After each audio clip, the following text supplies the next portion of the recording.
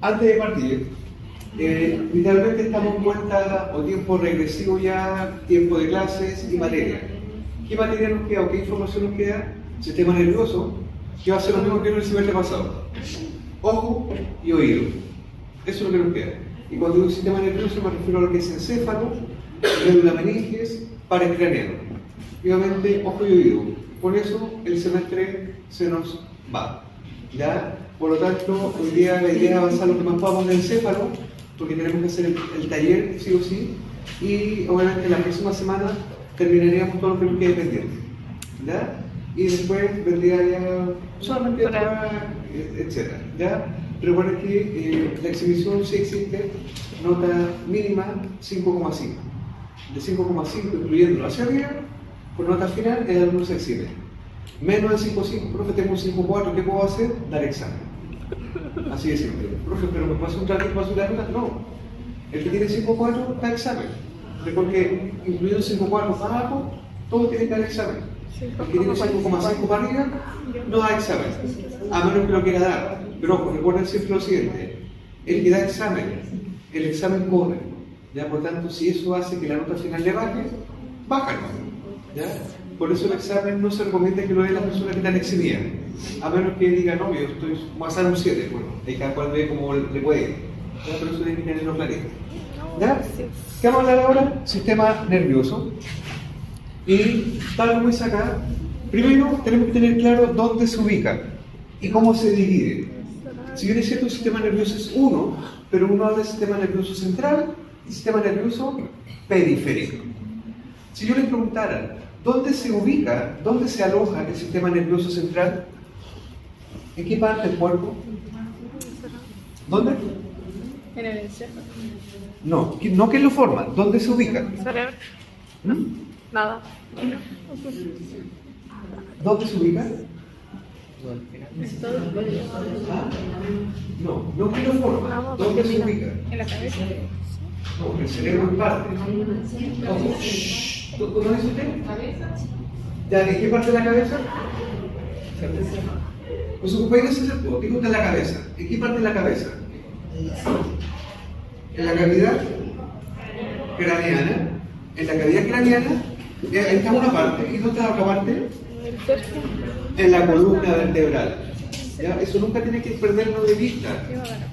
El sistema nervioso central primero se ubica en dos partes: cavidad craneana y columna vertebral.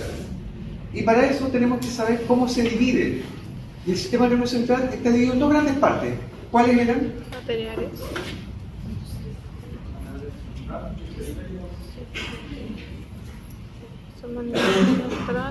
El encéfalo y médula. Entonces, lo primero que tenemos que tener claro es lo básico. Si no tenemos claro lo básico, difícilmente vamos a entender el resto. Entonces, el sistema nervioso es uno, se divide en periférico y central. O sea, ¿ya? Y nosotros estamos hablando del sistema nervioso central. ¿Cómo está formado en las dos grandes áreas? En el encéfalo y en la médula espinal. Ok. ¿Dónde se aloja el encéfalo? Cavidad craneana. Entonces ponemos cavidad craneana. Es ahí donde se aloja. Por lo tanto, esta cavidad craneana le estará prestando protección, por ejemplo. Sí, le está prestando protección. ¿Y dónde se ubica la médula espinal? Canal vertebral. Por lo tanto, el canal vertebral le presta protección a la médula espinal. Sí. También. Ok. Ahora, este encéfalo está formado por tres grandes elementos. ¿Cuáles? Cerebro, cerebelo Tronco encefálico. y tronco o tallo encefálico.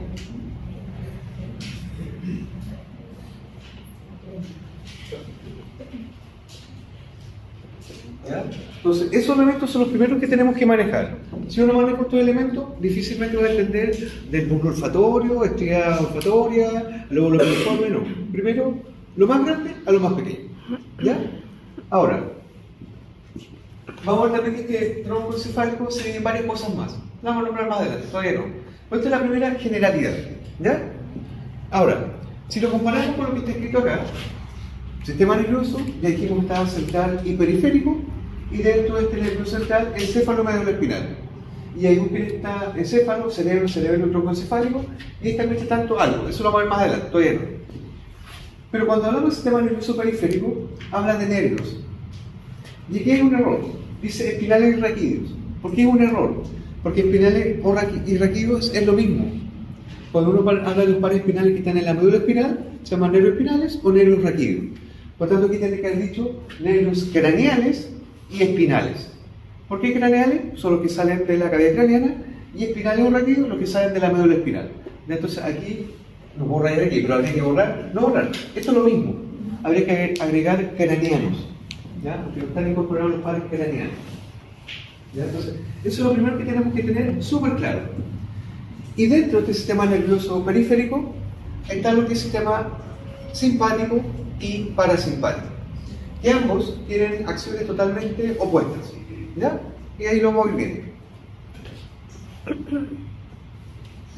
Aquí están comparando, ojo, esto es algo somero, algo fugaz del sistema nervioso. Con esto no pretendemos que sean neurólogos, ¿ya? De hecho, para ser neurólogo hay que estudiar unos años respecto a esto. ¿Ya? No es que sea, oh, si yo tuve 20 minutos de sistema nervioso, me considero neurólogo, no ni cerca. ¿Ya? Ojalá. Ahora, en la columna acá está hablando simpático, parasimpático. Generalmente, el simpático tiene que ver con acciones de emergencia, acciones de escaparse de algo, acciones de estrés. ¿Ya? Y cuando hablamos del parasimpático, todo lo contrario. Y vamos viendo. Si ustedes se dan cuenta, dice, en el sistema nervioso simpático, a nivel de la vista, dice que hay midriasis. ¿Quién recuerda lo que es midriasis? Aumento del tamaño pupilar. Por lo tanto, significa que de esa manera va a entrar más luz y el individuo en teoría debería ver mejor. ¿Ya? Recuerden que estamos pensando en una situación de arranque, de huida. Disminuye la secreción de las glándulas. Si yo estoy arrancando de un perro que me está persiguiendo y yo le tengo miedo, terror, y si me pilla me va a matar, así de horror, a mí me conviene que mis glándulas salivales produzcan mucha saliva, o ojalá que no produzcan casi nada. Casi nada. Porque si produzco mucho, yo mismo me puedo ahogar con mi saliva. Entonces la ideal es disminuir la cantidad de saliva que yo voy a producir. Ahora, si yo estoy arrancando, estoy corriendo, quiero que entre menos aire o más aire en el cuerpo, más aire. Porque ¿qué contiene el aire? Oxígeno. Y para que entre más oxígeno, todo tiene que estar dilatado. Por eso habla de una broncolilatación. ¿Ya? Por otro lado, si yo estoy arrancando, ¿qué va a pasar con la frecuencia cardíaca? ¿Aumenta o disminuye? Va a aumentar, es decir, voy a tener una taquicardia. ¿Se dan cuenta? Todo está orientado a que yo pueda ejecutar una acción rápida y poder huir. Si pienso acá del estómago, disminuye la secreción, disminuye el peristaltismo, disminuye todo. Porque lo que menos me importa es realizar un proceso digestivo mientras estoy arrancando. ¿Ya? Después dice glicogenólisis. Hígado. ¿Qué significa lisis? Ruptura. Destrucción, ruptura. ¿De qué? Del glicógeno, ojo, ahí dice glicógeno, yo lo he leído como glicógeno y glucógeno. Ya nunca sé cuál de las dos correcta o las dos partes son parece correctas. ¿Qué significa eso? Que cuando hay mucha glucosa se almacena en el hígado en la forma de glucógeno. Y cuando el cuerpo necesita, obviamente, ese glucógeno se desdobla para transformarse en glucosa. ¿Ya? Si voy arrancando, ¿necesito más combustible o menos combustible? Más. Y no estoy comiendo. Por lo tanto, tengo que sacar de donde existe, del hígado. Desdoblo la glucosa que está como glucógeno. ¿Ya? Obviamente, la hormona que tiene que ir con el estrés, la adrenalina. ¿Ya? Contraigo los esfínteres, no va a estar orinando. La idea es no orinarse. Y esto ya es aparte, esto tiene que ver con. Lo vamos a ver luego. ¿Ya? Ahora, si yo pienso en el momento que estoy en mi cama, me levanté tarde hoy día porque no tengo que trabajar, no tengo que corregir ningún informe, no tengo que corregir planes, no tengo que hacer nada. Que es mentira, pero no tengo que hacer nada. Eso sería lo ideal. Obviamente, mis pupilas van a estar totalmente contraídas, puedo estar con todas las cortinas cerradas, da lo mismo, estoy relajado. Aumenta la secreción de las glándulas salivales. Luego me entero que cuando uno despierta en la mañana y uno mira a veces la cabecera, ¿cómo está la cabecera? Todo variado. ¿Por qué? Porque aumentó la secreción de las glándulas salivales y da lo mismo, no importa. Después, el corazón va a estar lo más probable con una bradicardia, tranquilito, nadie lo molesta. Los pulmones va a haber en la tráquea una broncoconstricción porque no necesito más aire del que estoy recibiendo en descanso. Y está todo tranquilito. ¿Por qué? Porque no es nada. De hecho, no necesito que haya una mayor disponibilidad de glucosa. No la necesito porque estoy en pleno descanso. Entonces, claramente, una acción es totalmente opuesta a la otra, excepto en el último punto. Porque claramente, eyaculación y erección no es lo mismo. Un individuo macho puede tener erección y no eyacular. ¿Ya? Ahora, son totalmente cosas diferentes y ahí son totalmente complementarias. ¿Ya? Ahora, si se dan cuenta, ambos sistemas, que son autónomos, que no dependen de la voluntad, pues yo no digo, ya, quiero salivar mucho ahora. No depende de mí. De hecho, eso es totalmente automático. Es más, hay ciertos elementos que a uno le producen salivación. ¿Ya? El limón, por ejemplo, u otras cosas uno siente o huele, empieza como a correr la salida. ¿Ya? Pues estimulan estos sistemas. Ahora, si se dan cuenta, el sistema simpático, yo sigo su fibra y ¿dónde está originando?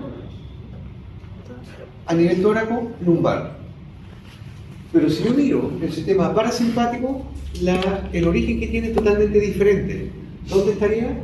A nivel craneano y ¿dónde más? Sacral. ¿Ya? Por lo tanto, ¿qué importancia tiene? Que si pensamos acá una lesión a nivel del sacro, obviamente podría interferir con estos elementos. Una alteración a nivel de las últimas vértebras lumbares podría influir en esto. ¿Ya? A veces puede suceder que a lo mejor un animal no tiene erección y tampoco eyaculación y se van a lo hormonal, a todo esto, y a lo mejor tuvo un golpe a estos niveles que alteró irremediablemente, irreversiblemente estos nervios y obviamente ese animal nunca más va a tener ni erecciones ni eyaculaciones. Entonces, obviamente hay que pensar en todas las posibilidades. Ahora, ¿qué es lo que sucede? Cuando uno realiza un examen clínico en un paciente, no partimos al tiro por la parte neurológica. Uno parte por lo más básico, sistema respiratorio, digestivo, todo, y en la medida que no voy encontrando nada, voy avanzando hasta llegar finalmente a realizar un examen neurológico. Y para el examen neurológico hay muchas pruebas para ver qué es lo que está fallando. De hecho, un examen tan simple como aplicar una linterna luz en una pupila. Si yo aplico luz con una linterna en uno de los dos ojos, ¿qué esperaría que suceda en ese ojo? ¿Que disminuye o aumente tamaño? Disminuye, ¿cierto? Y obviamente, consecuentemente, el otro ojo, igual de ido, también debería aumentar un poquito. Si estoy aplicando un estímulo y no pasa nada, quiere decir que algo está pasando a nivel neurológico. ¿Ya? Entonces, ahí cuando uno va evaluando. Hay unas pruebas, por ejemplo, que tienen que ir con la propiocepción. Yo tomo un perro y lo acerco a una mesa. Obviamente, le vendo los ojos. Si yo le vendo los ojos y lo acerco a una mesa, el perro cuando toca el dorso de la mano, ¿qué debería pasar? Tocar y poner en posición. Pero hay perros que tocan la mesa y siguen con la manito en esa posición. Algo neurológico también está pasando. ¿Ya? Entonces, pruebas neurológicas hay millones. ¿Ya? Y obviamente, por eso neurología es un capítulo complejo. ¿Por qué? Porque hay muchas estructuras que es difícil conocerlas todas. ¿Ya? Y la función, ¿qué pasa si falla esto o no? ¿Cómo se manifiesta? ¿Ya? Ahora, ¿cómo se protege? Y primero, súper vulnerable. Ya dijimos que ¿dónde se ubicaba el encéfalo? Cavidad craneana. Por lo tanto, el cráneo, que lo mencioné antes, ya de alguna manera está protegiendo. ¿Quién protege la médula espinal? Columna vertebral. Pero también les tiene que hacer sentido esto, que supuestamente dieron el semestre pasado, que hay unas membranas que además protegen el sistema nervioso central, que se llaman meninges. Y muchas veces la gente no sabe lo que es, simplemente lo conoce por la enfermedad, que es la meningitis. Cuando estamos hablando de una meningitis meningocócica, una meningitis bacteriana. Ahí todo el mundo, oh, meningitis, se puede morir. Pero no saben lo que es una meninge. Y luego ver que las meninges, no creo que hoy acá sean, son 3. Solamente por preguntar. ¿Alguien recuerda cuáles son las 3 meninges de exterior al interior? ¿Ya? La más externa, la dura madre, y el nombre lo dice, como la dura. La dura no puede estar por dentro, tiene que estar por afuera. Dura madre. ¿Quién vendría luego? Aracnoides. Perfecto, aracnoides. ¿Y cuál es la meninge más interna? La vía madre. Perfecto. ¿Ya? Y cuando se inflama, no es que se inflame una, se inflaman todas. El problema es que cuando se inflaman, comprimen a los vasos sanguíneos que están dándole vía a alguna de ellas. Y si comprimen, llega menos oxígeno, menos irrigación y lo que implica. ¿Ya? Por tanto, claramente una meningitis puede ser letal. ¿Ya? Y lo otro, líquido. Este líquido es cefalorraquídeo o también llamado cerebroespinal.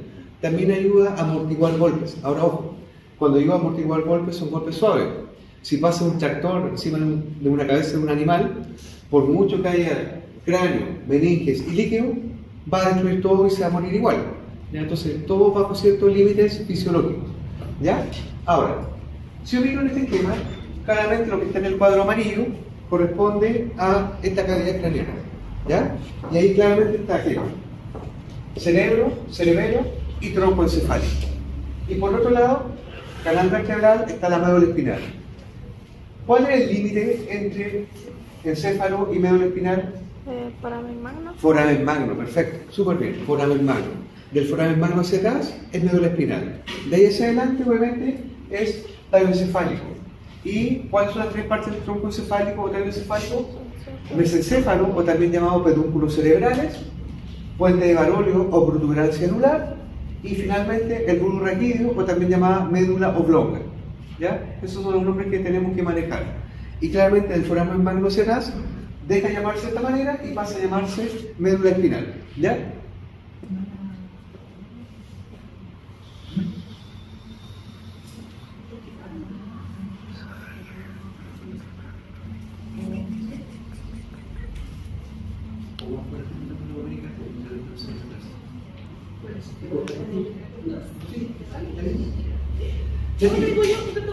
Entonces avanzo mientras tú ya. Es que vamos a hacer un cambio. Yo voy a estar hablando cuando llegue la altura, vamos a hacer el tiro práctico, para tener muestras para acá. ¿Ya? Una parte. Una ¿Por parte. qué? Porque cuando termine la contestación del laboratorio, ya vamos a volver a ver las muestras de macho en el análisis, porque todo esto es para la ventana y la prueba. Sobre que le mire. ¿Ya? Ok, entonces esto tiene que tenerlo súper claro. Después, aquí igual habla como mucho de la parte reproductiva, pero bueno, sigamos la clase como tal. Y aquí nos tocamos un poquito de reproductivo. ¿Dónde se realiza la fecundación? ¿En qué parte del aparato reproductor de la hembra? Entonces sirve para repasar también el reproductor. ¿En qué parte? Y ojalá para hoy día. Los cuernos. ¿En qué parte? No. ¿Ah? ¿En los cuernos no? ¿Ah? ¿Alguien dijo algo? ¿Quién está hablando? ¿Qué dijo? Salpinge. ¿En qué parte del salpinge? Para ser más preciso. Está bien, en el salpinge. ¿Dónde? Ya tampoco tengo una saca. En el infundíbulo, en la ampolla. Buenísimo. ¿Ah? En la ampolla, bien, en la ampolla. Fue un poco dirigido, pero en la ampolla. Ahí se puso la fecundación. ¿Y qué es la fecundación? ¿Ah? El desarrollo. ¿Qué es la fecundación? Perfecto. La unión del, vamos a cambiar óvulo por ovocito y el espermio para crear un nuevo ser. ¿Sí? Entonces, se crea una célula que se divide, 2 pelotitas, 4 pelotitas, se sigue subdividiendo hasta finalmente formar una mórula. ¿Ya? ¿Se dan cuenta que se ha ido dividiendo? 2 llegan a una mórula que son entre 32 y 64 células y después forma estos blastocitos. Fíjense, es lo mismo pero tiene una cavidad. ¿Ya? Una cavidad central. Y este blastocito tiene varias partes. Esta que está aquí, donde migraron estas células, se llama embrioblasto. Por tanto, se llama embrioblasto. ¿Quién se va a originar de acá? El embrión. Esta lámina de acá, o esta capa, se va a llamar trofoblasto. Y trofoblasto significa que son las células que lo van a alimentar, mientras esté no unido todavía a la hembra. Y esto va a ser el blastocelo que hay líquido. ¿Ya? Eso lo voy a explicar más adelante. Esto también se llama macizo celular interno, que finalmente es lo que va a dar origen al embrión. ¿Ya? Siguiente autora, por favor. Termino esta idea nomás y comienza. Ahora, sigue avanzando y finalmente esto genera un embrión trilaminar. ¿Qué significa que el embrión sea trilaminar? Tiene 3 láminas. ¿Quién recuerda las láminas de afuera hacia adentro? Ectodermo, mesodermo, endodermo. Y uno podría pensar que el sistema nervioso está por dentro de originarse de la más interna. Pero no, se origina de la más externa. El sistema nervioso se origina del ectodermo. ¿Ya? Eso lo tenemos que tener claro. Siguiente, doctora. Y fíjense. Acá está el neurilaminar, hay una placa neural que empieza a imaginarse, ya que es del ectodermo. Se empieza a imaginar y cuando se imagina queda por dentro. Y eso ya va a formar, insisto, a este sistema nervioso central que primero es un tubo. ¿Ya? Un tubo que, como está formando un sistema nervioso, lo vamos a llamar tubo neural. Siguiente, doctora. Acá, ese tubo neural se empieza a desarrollar. Y ojo, no digo fechas porque obviamente el desarrollo en cuánto tiempo no es igual que si es un bovino, o un perro, un gato, un hámster. Entonces pasa el mismo fenómeno. Lo que cambian son los tiempos. ¿Ya? Da origen a vesículas primarias. Para allá es craneal, para acá es caudal. Esta es la primera vesícula primaria que la vamos a llamar prosencéfalo, mesencéfalo y romboencéfalo. Y esa parte ya corresponde a la médula espinal. Sigue evolucionando y estas vesículas primarias se transforman en vesículas secundarias. Siguiente. Siguiente. Acá, fíjense. ¿Ya? ¿Se dan cuenta que esto ya es distinto? Este ya aparece como ratón Mickey. La renovación ratón Mickey. ¿Qué significa? Que este prosencéfalo da origen a dos estructuras. Telencéfalo, que claramente va a corresponder a los hemisferios cerebrales, porque el cerebro está formado por dos hemisferios, y luego el diencéfalo. Luego toda esa parte del mesencéfalo no experimenta cambio, no experimenta división y se sigue llamando mesencéfalo. Y luego el romboencéfalo se divide en dos elementos. ¿Cuáles? Metencéfalo y mielencéfalo. Ahora, nunca me he preguntado qué origina esto, las vesículas ni nada. Simplemente para algunas estructuras se menciona que quiénes la originan. Pero esto a grandes rasgos. Por otro lado, esto no es que sea compacto como el borrador, sino que tiene cavidades. ¿Quién recuerda cómo se llaman las cavidades que están dentro de este encéfalo? Empieza con B corta. También están en el corazón. Ventrículos. ¿Ya? Hay ventrículos. Y vemos que están los ventrículos laterales, que son los primeros, el primero y segundo, el tercer ventrículo y cuarto ventrículo. Solo por preguntar, ¿qué hay dentro de los ventrículos? Líquido, cefalorraquídeo o cerebro espinal. Perfecto. Siguiente, autor. De ahí se ve la división de la... Claro. Ahí se cuenta lo que forma cada uno.